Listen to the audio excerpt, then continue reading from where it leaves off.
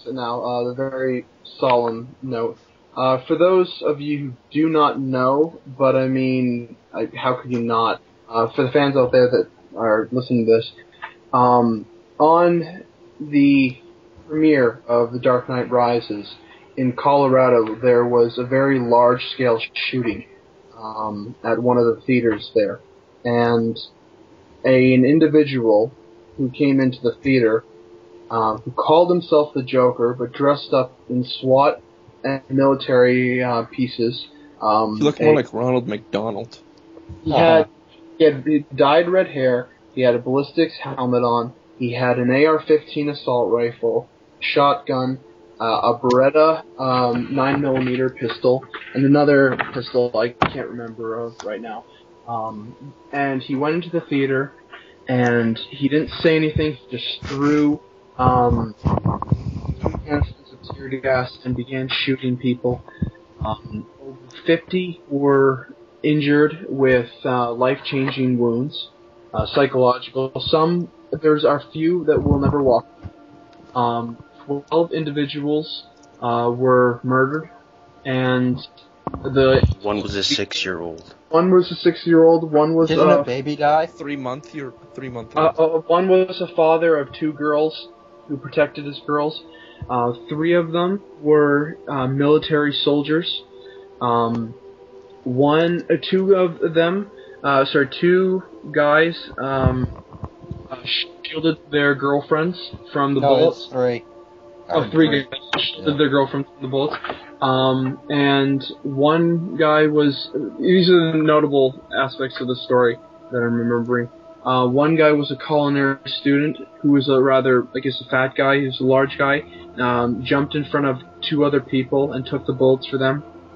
It was absolutely horrible to hear this and read this the day after, because I had leaving The Dark Knight Rises, I felt so good about myself, and then when I read this in the morning, it was very painful in the sense that you have a Batman movie that is supposed to inspire such good out of people. It's supposed to inspire the best out of people, especially a realistic interpretation of Batman, and then you see such madness on such a superficial level, on such a vile and disgusting maggot-infested level that someone would go into a movie theater, a place that is supposed to be just of an entertainment and of relaxation, and to actually shoot up this place, and then just to go into the parking lot and then surrender and smile and call himself the Joker is just absolutely sick. And the saddest part is that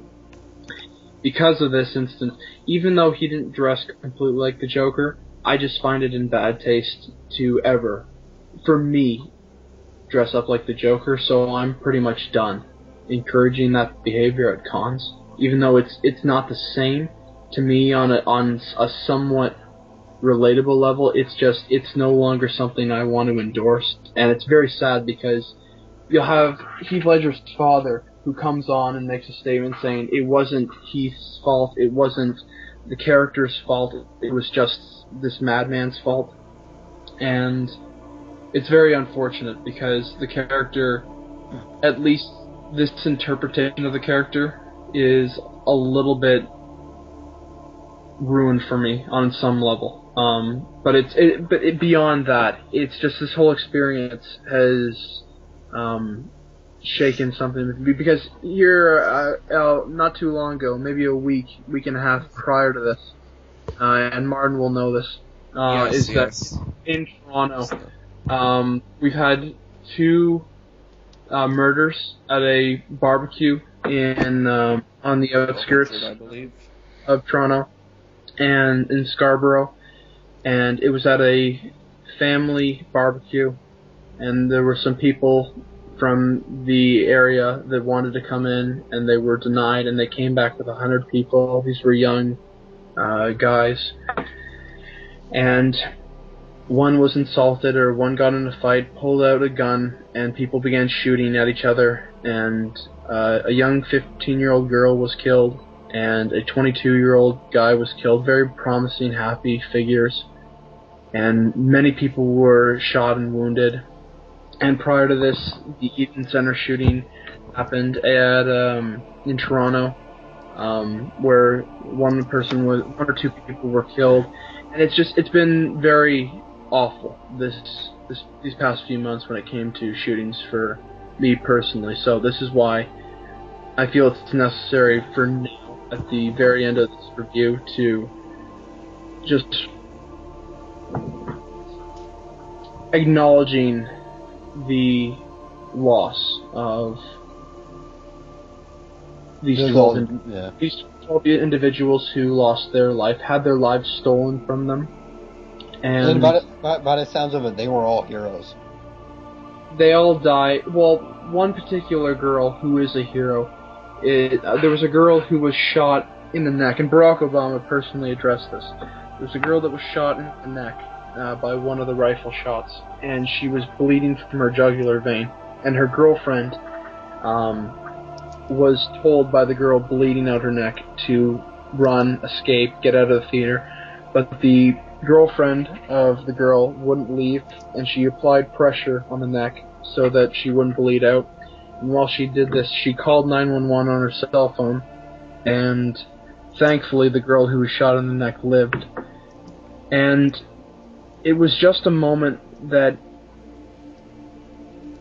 it summed up, at least, that these were good people and that they didn't deserve this whatsoever. I mean, no one deserves to be murdered like this, but I mean, it was just such an invasion of innocence on such a huge level, especially at a comic book movie.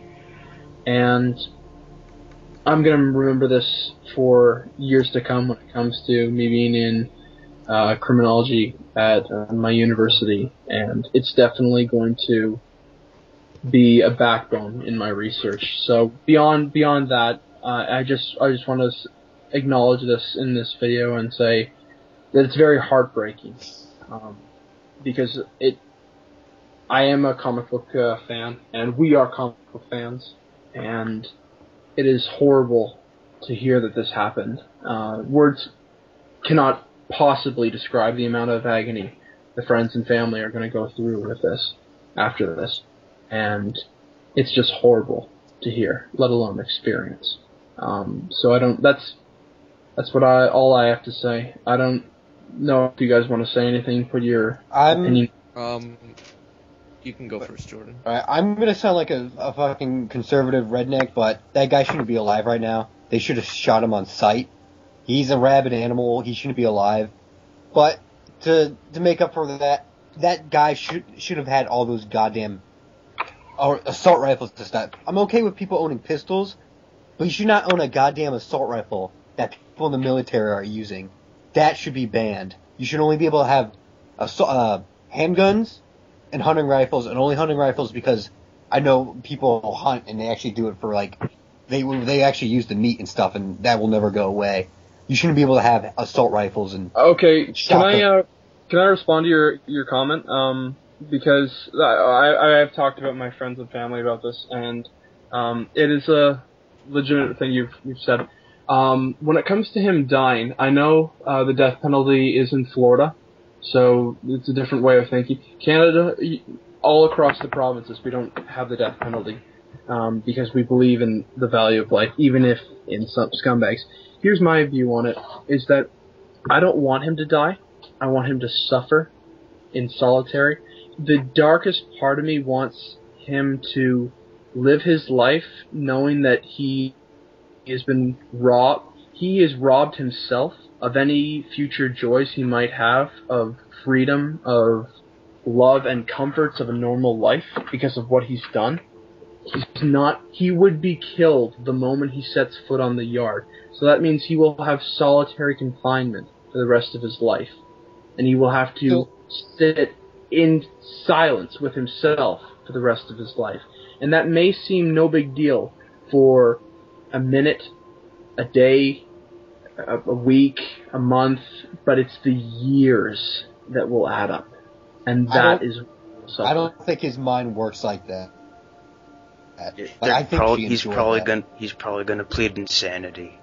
Yeah. That's what really pissed me. No, there's no way he's going to get out of this. This is one of the largest massacres in U.S. history, and this has reached presidential level. There's talk that this, because the UN is doing North American reviews of gun control, coincidentally, and I don't believe in coincidences, so I have my own problems with that anyways, continue. The fact that there could be a reform when it comes to assault rifles, as you've said, and I 100% agree. Oh, I agree too. Assault rifles are incredibly stupid to be in the hands of anyone else except for military and SWAT. It's just the fact that you do not need something of that size to hunt a buck.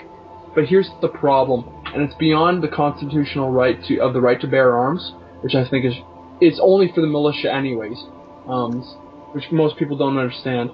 The thing is that the problem with giving that much power away from the people and giving it to the government, it seems like an abuse of power.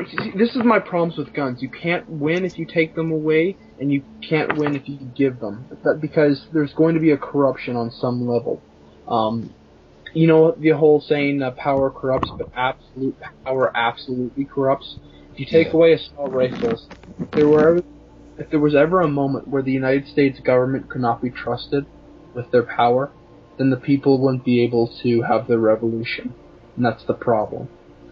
It's a balance of power. It's unfortunate. It's one of those compromises that I absolutely hate, and I hate guns. I absolutely hate guns. But it's one of those things that it eliminates the ability to stand up for your patriotism. And even if I hate patriotism, it's standing up for the values of your citizens. That is a really hard moral choice, because I'm in the middle on that. That's the conflict that I have with this, is that people have to give in to their government, unfortunately. If I could maybe take some... Yeah, Martin, go ahead. Just go ahead. Thank you. Well, I'll be honest, it was, hearing upon this news, it was just kind of gave me a completely new feeling when I went to see it at the theaters. I mean, granted, I had, possibly one of the best days of my life seeing this, and, there's a lot of just personal connections with people and, being there with friends. Honestly, you guys know about me doing that stupid silly little gimmick about, dressing up as, that's just awesome. Adam West Batman and with the plastic mask and everything, but funny. The whole thing I noticed there was a huge array of security guards around, and they were going around checking bags as well in the IMAX in the Scotiabank theater. And one of them actually asked me to take off the mask I was using, and I just felt it's just so strange that such an event like this would collide, that even my sense of fun could be put into such jeopardy, and it kind of really makes, and it kind of just brought back the grim feeling of why they're doing this. And then when watching the movie, I just realized I seemed to be a bit more observant with a lot of the gunshots that were more present in the film, and it just kind of brought back that same bitter feeling of the sad truth of what happened. And getting back, I watched the ending of the film, and it was highly motivational, but at the same time it just makes me think sacrifices.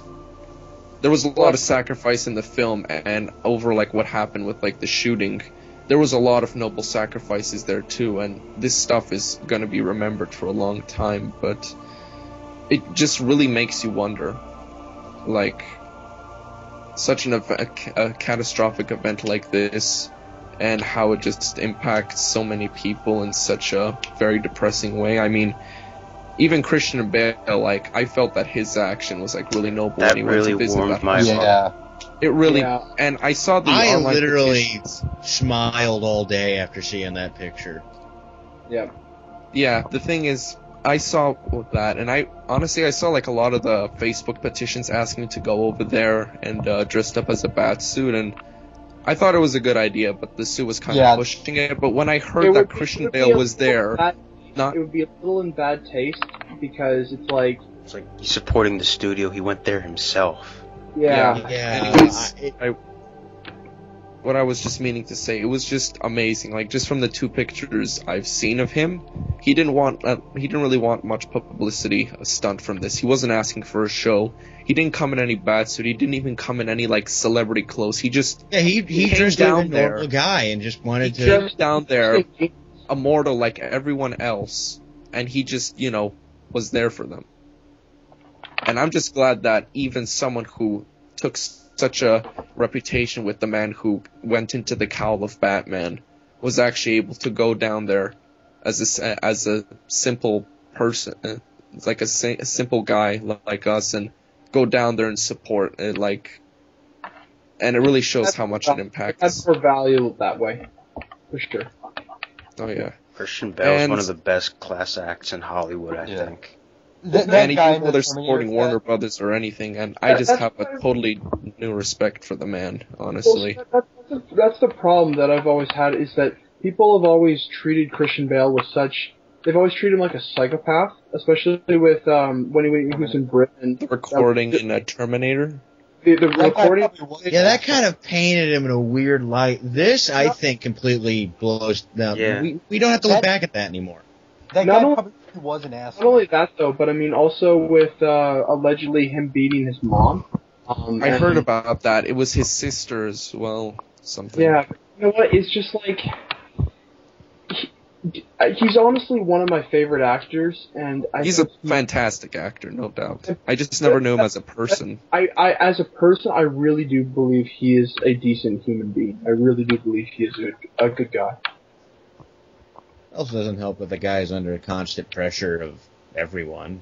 Exactly. And he's a method actor, too, so the amount of stress... He's very much a method actor. Okay, I'm going to make the stress he goes through is incredible. It's a huge amount of pressure on your mind to keep up with that, on any role you're doing. Well, overall, I'm just felt really I was really touched by Christian Bale's actions, and I really pray my most sincere condolences to the friends and family and the individuals in the hospital that had to suffer that night with a lot of pain. And I just can't help but think, what the fuck was this guy thinking? Wasn't. Instant gratification. He wasn't, and yet he planned this all out. It's one of those. What's the my sociology teacher? Guys, sorry, I'll let you finish. My sociology teacher took this pretty well. He was setting up a plan, but didn't put a single moral thought into this plan. He has no morals. And also, this is something I said, and this also kind of compounds to something that happened in my city on Monday. Sometimes there are just monsters who pretend they're people, and the sad part is they want to get noticed. They don't want to just be like they want to make you know they're monsters. You know, you bring up a kind of a good point there, and in the sense of perspectives, it kind of making me think about you guys obviously would know about the shooting of around Columbine, the whole school thing. Yeah. There was a really lot of close talk. to it. Well, there was a lot of talk about like what these guys were thinking, what was under their influence. There was this whole talk about Marilyn Manson and them playing Doom, and I honestly think this stuff is bullshit because they are in control of themselves and what they allow themselves to be influenced by.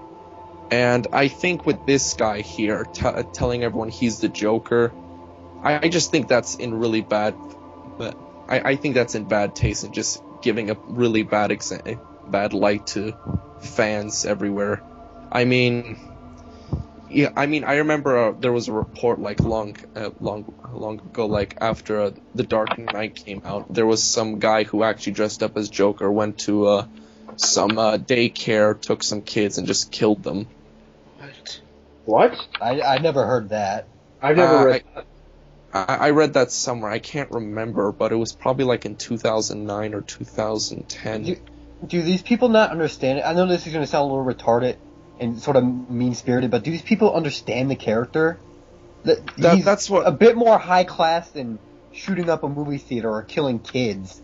Yeah, and well, that's no. They're just...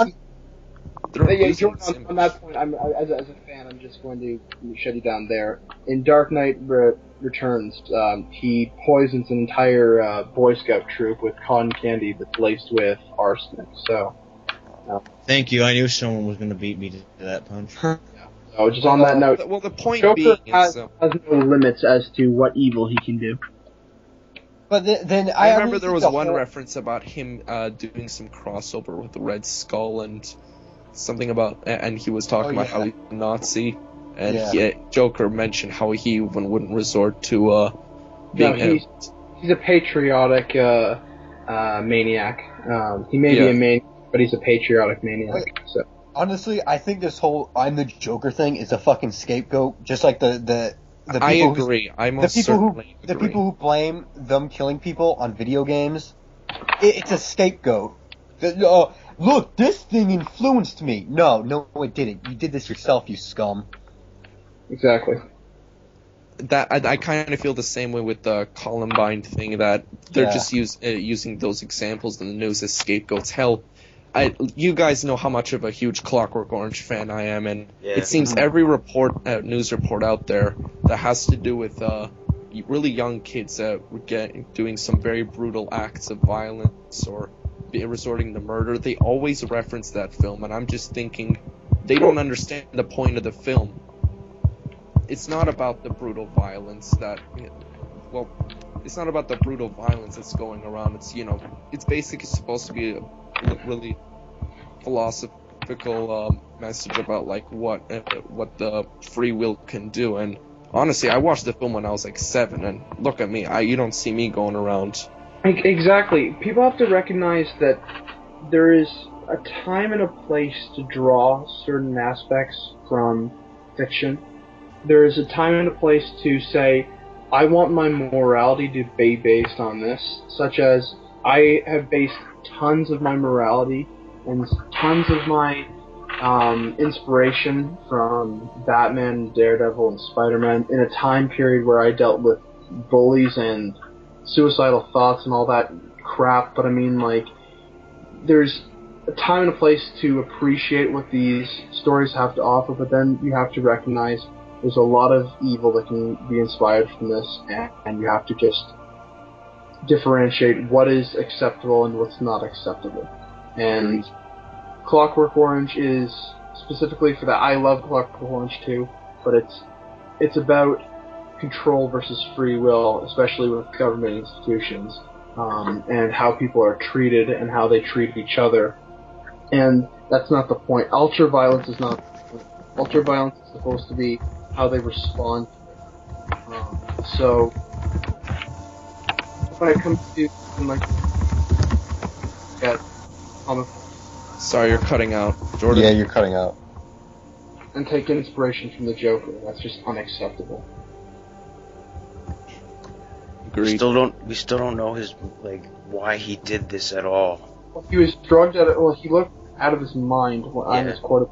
So that picture they keep using for the news stories, I can't stare at anymore without feeling wholly uncomfortable, like maggots are crawling on me. Yeah. They really shouldn't be showing pictures of him. They should be showing the pictures of the victims. We should be honoring their lives. My local news channel, they have done that. They have yet to show a picture of him out of respect. Well, that's one thing about the media that always has pissed me off for years and years and years. People don't want to read about the good; they want to read about the bad, and it's often the most annoying aspect about media is that it's more interesting to focus on what went so horribly wrong, and not the sacrifices that these people made. That's what I loved about comic book movies. When I read that, I got to see each and every profile of these people. The 12 people that died, there was a profile on each one. And on my way home from Toronto, on the train, I cried because it was so horrible to hear about these people and their ages and what they wanted to do with life. And those are the stories I want to read. I don't want to read about over and over again the same garbage about him, because they bring nothing new to the table. That's the problem. That's the thing. I kind of think with news and like a lot of stuff that's controlled by media and stuff, especially in like America in general, I feel it really tries to convey fear into the minds of citizens, and it really kind of makes them, skeptic, paranoid, and I think that really influences a bad image with other people. Just this whole everyone is out there trying to hurt you, and you really don't feel safe or secure, able to open up to yourself, and that's what makes things so secluded, I think. Yeah. But I have to agree with Duke. The guy's motive was he didn't have any. He just wanted to prove that he was a monster. That is that simple. I really don't think he had any motives besides that. Wasn't it really out of nowhere? Wasn't he like a really smart college student? Well, that's the thing. I heard his only police. Yeah, like you hear people say, like he used to seem like a good guy. He had a $25,000 grant from the university to do his research, and this is what's bothering a lot of people. It didn't make any sense why this would happen, and I really hate to say this. It's slightly disrespectful to the memories of those who had died, but there is a theory going around. There's one article about a theory that's going around that I am kind of not paranoid, but I'm cautious about, because there's slight facts in it that make sense if you connect the dots. Is that it doesn't make sense how much he had Semtex in his apartment. He had more than $20,000 worth of equipment in ammunition and guns and explosives and whatnot. He was unemployed, and it seems like it's one of those instances where someone was behind the scenes funding this, and because he looks so warped out of his mind in court, I don't believe in hypnotism, but I'm wondering if he was brainwashed. And it seems so. I know it seems so out there, but I mean the reason why I'm so cautious about this is because in about a month is the United Nations assault rifle, arms inspection, but like reform, and North America was supposed to be a topic of reform, and this is just so conveniently close to it. Everything is just on such a huge level. It's not even just like an isolated shooting of just like it. You understand what I'm saying? It's just, well, it doesn't sound like a typical conspiracy. It's not typical. It's so convenient. It's scary too. For someone's agenda. And this is also what came down to that it was a plan to take away guns from the people, and that the government would have more control because people lack means to to revolutionize if possible. It just seems like it was orchestrated by someone with more power who had access to military-grade weapons, to explosives. He had his apartment booby-trapped in such a way that it was they had to bring in a military advisor to how to deal with these explosives, because police had never seen it done before this way. It was so original that it took them days to defuse. So it seems like something that has a greater agenda than just shoot up these people. I mean, it could easily be that way, and once again, I apologize for the memories of these people that have been shot and the people that have died from this, but I mean, it just seems to be so much more than just a random shooting. As of course you said, I mean, people just want to be monsters and be seen as monsters, and that's all they want to be. They want to be known. I mean, Ted Bundy wanted to taunt police. With killings. I want to bring it up because the thing I mentioned that kind of brought me to this thought of there are too many people parading around like they're actually people. Okay, so Monday morning, police found a woman naked, covered in blood, with a hateful. And I don't want to use this word because I hate using this word, but she had fag carved into her chest. The word fag. And they went to her house and it was destroyed and covered in graffiti. The woman this woman was an open lesbian. She was, I've seen her before. She was at my college. She's a very big supporter in gay rights. I've actually, a buddy of mine talked to her. She's a very nice person. And, she described what happened, and these two guys just came out of nowhere and did this shit to her. And on top of all this stuff, like my town was in a perpetual state of depression from that. Especially the people, because this was an attack on something, but attack on what? It's messed up. It blows my mind that there's people out there like that who would do such horrible things. It literally seems like a thing of fiction. Well, that's the thing, is that art is a reflection of reality. So, I mean, if it happens in fiction, you can conceive it in reality, in life. So, and that's the problem. Is that in comic books and entertainment, and movies, and all that. I mean, you can see all this horrible stuff happening, but it actually can, sometimes and often does. You know what? I won't even say sometimes. It often does happen to good people, just not. I remember one more. I remembered something. One more thing from my teacher. Someone asked this question. This is a very good question. Will we ever heal from this?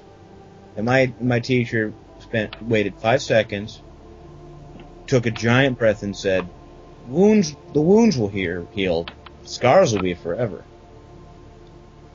I agree. These people have scarred everyone in some way for the rest of their lives, and that's more unforgivable than being hurt. The fact that there's a constant reminder out there that no matter what, it'll be there. They're not physical scars; they're mental scars. Mental scars you can't stop. There's no surgery that can get rid of this. Yeah. Well, and I hate to, on a serious subject like this, I hate to quote the movie, like Dark Knight Rises. But I mean, it's like the conversation Joseph Gordon-Levitt had with Christian Bale in The Study, and it's that the angry little kid can never move on, and that's the thing when it comes to psychological problems. You're always going to be angry. You'll always try to fix it, but you'll always be angry. That's the problem with scars. They never really truly heal. They're always there in some way. So it's horrible that this happened to this woman. She'll never truly move on. And looking at her body, she'll always have that reminder. Horrible to hear. And from what this guy's done, there will be people who've lost their family members, friends, someone they love. There are people gone from this life now because of one asshole who was a part of something. Whatever it is, I don't give a shit anymore. I don't care about the motive. I care about the action. And that the fact that we're talking about this, I don't like talking about this kind of shit. I don't either. I'm legitimately creeped out right now. Yeah. I'm feeling a little out of my comfort zone, but I feel like I need to really get this down. The fact that moments like this happen where we have to talk about it is despicable enough. Like, literally, when I went to see the movie, I was nervous every time someone got up. I kept checking the exits occasionally. I know I laughed earlier, but I was a wee bit nervous too. I kept checking the exits. My local police department, bless their hearts, they made sure there were police nearby every theater. I honestly did not just know. keep check. I honestly did not know, and that's why I feel a little bit, not even a little bit, I feel bad for the fact that I did not know that it happened. I mean, it's obviously in a different country, but that's not an excuse in its own. I'm just saying it's like, it was horrible to hear afterwards. Because I came out of the movie with such a happy grin on my face, and I was so ignorant. But I mean, this is important. So, just so we're clear, guys, this is important that we're talking about this, because yeah, definitely. When you stop talking about an important issue, it's just you fall into corruption and apathy, and it's two of the most despicable things that could happen to a society. It's a society that doesn't care whether they're raised or nurtured or by themselves or by others, or just the fact that there are people that will intentionally try to cover up this and fluff it off as nothing, as it's not important. But it is important, and it's important that we talk about it, even if it is something we don't want to talk about. Because knowledge, as much as it's more painful than ignorance, it's 10 times more valuable to structure someone. So thank you for life and history is never going to be pretty, no matter what how much we gloss over, put all the nice stuff in a nice little pedestal and throw all the awful, regrettable things in a fucking cupboard. It's ugly. Mm-hmm. Sorry, and I'm kind of going to do it here because I've been on a constant argument whether or not I wanted to do this over on my own show, and I still don't fucking know if I'm gonna see what Manos thinks about it.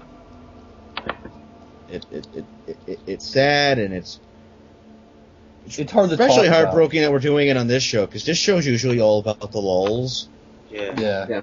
And it's very, if anyone's like, I'm pretty sure mostly everyone's clicked the thing off, and I wouldn't blame you. Yeah. Especially after we had a hilarious desk conversation, I could see how jarring it started. Well, yeah, that's on another note. That's why I like having structure, and you guys know me for wanting to keep it relatively on topic. And that was just funny though, because I know. But I like having. And I'm the kind of guy who hates those episodes of sitcoms that try and tackle big issues. I want to bring a little joke in this. I feel sort of scared because there's like no security in my theater. I saw more guys, employees, walking in during Amazing Spider-Man when there was like 13 people in there than the crowded Dark Knight Rises showing I went to. I don't feel safe now. Apparently, because all you guys at theaters. That's another problem with individual is that he's shaped such a sense of security, and it's rising fears, and I mean I can't honestly tell you, like, I wouldn't be afraid to go to a theater in the States anymore, because there is the possibility of this happening. The rules in game have changed, but I mean, like, I don't believe in just living my life based on widespread fear and panic, and I wanted to have fun and watch a movie, and I honestly believe people should do the same when it comes to this movie. And it's horrible. Don't let this asshole, ruin the movie. I mean, that's... I went to the movie full-heartedly. Like, as soon as I found it out, I'm like, I'm still seeing the movie. I did. I don't want to. This guy's gonna win if I don't see the movie. Yeah, there was no doubt in my mind that I was still seeing the movie. Same. I had some suspicions, but I still had a great time watching the movie. Honestly, sorry I'm not really saying much. I'm just spending a lot of the time listening, and it just, Yeah, that's alright. I just have to say, upon seeing the movie after I heard what happened, I'm kind of glad that I didn't see it on, I kind of end up missing it out on Premiere, because I guess it was just the possibility of, feeling so distraught over everything that's happened. But like, this could have happened to me. That's Yeah. the feeling. and I'm just. Sorry, continue, and I'll say. I was just gonna say that watching the film after this has happened, it kind of, especially watching the ending, and it just kind of made me feel a little bit more relieved about myself. You know, it just kind of gave such a personal message to me, and people really gave their lives to save the other ones in the theater, and it's good that at least it's impacted us and making us think a little bit about what's really out there in the world. And quite honestly, even with that happening, we're still gonna, you know, we're kind of still proud of like our rights to go see a film. Like, it's kind of risky thinking about it twice now with what's happened, but I don't know. I'm certainly not gonna let this guy get the best of me. I still want to do what I love to do. And if it's stuff like that that's gonna be holding me back, then I just won't let it. So should we call this a night? Yeah, I think so. We should try to wrap it up. This is a mere 3.5 hour chat. It's 3 a.m., guys. Yeah. Don't let this guy like discourage you from seeing the movie. Go see it for those people who went to the midnight and wanted to just get swept away in a movie, and don't do it just for them, but do it for yourself as well. You know what? It was honestly fantastic seeing it on the premiere, and I don't regret it. And any comic book movie, you should obviously see it on the premiere because that's the largest concentration of fans, and you'll have a better time with fans that actually laugh and clap and give a standing ovation. So don't let this discourage going to premieres, because premieres are always fun. It's just this one instance in Colorado that is very heartbreaking. So our thoughts go out to all those who went through that. And rest in peace to the ones who had the life stolen from them.